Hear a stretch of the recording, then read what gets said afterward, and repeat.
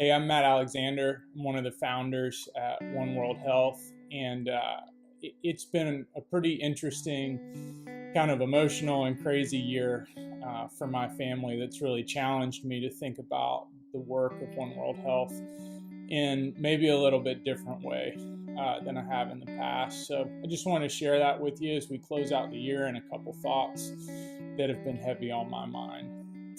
So mid this year, my wife Hannah was scheduled to deliver our fourth baby, a little girl.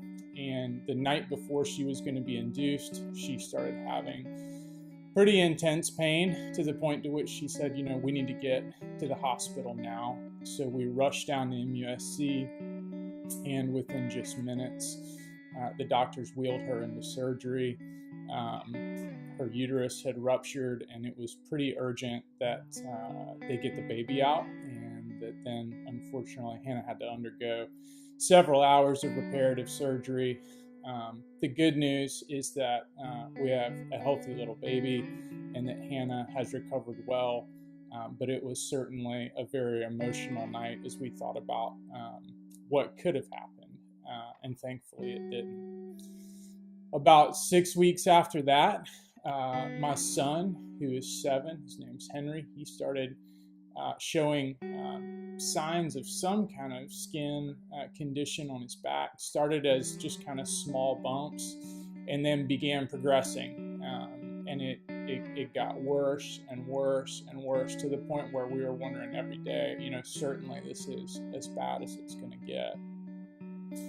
And over time, it just seemed to actually accelerate in the wrong direction to the point at which those small bumps had turned into open ulcers that covered basically his entire body. There was, in his core area and his back, there was no skin that was unaffected.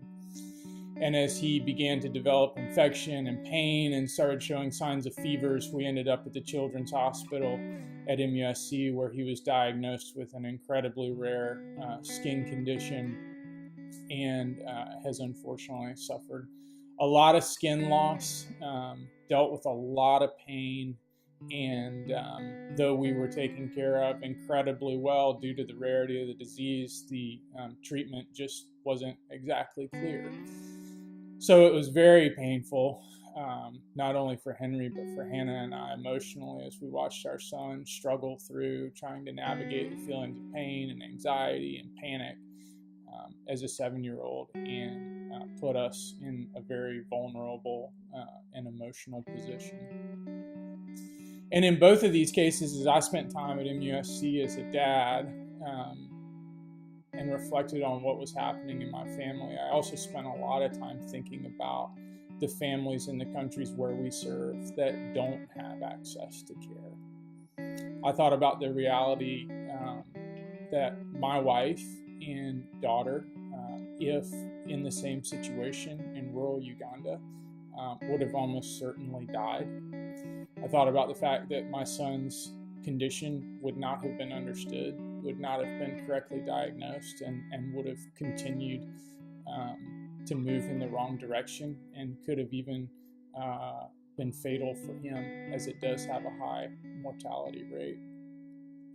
I thought about the dads that are just like me, that would do anything for their kids just like I would, that are living right now today in a state of hopelessness because they don't have an option. And in reflecting about it since I've left the hospital, and even this morning, I've thought about my story ended really well. I have a family of 6 healthy people, but if in a different situation, I could have lost half my family in a 6-month period.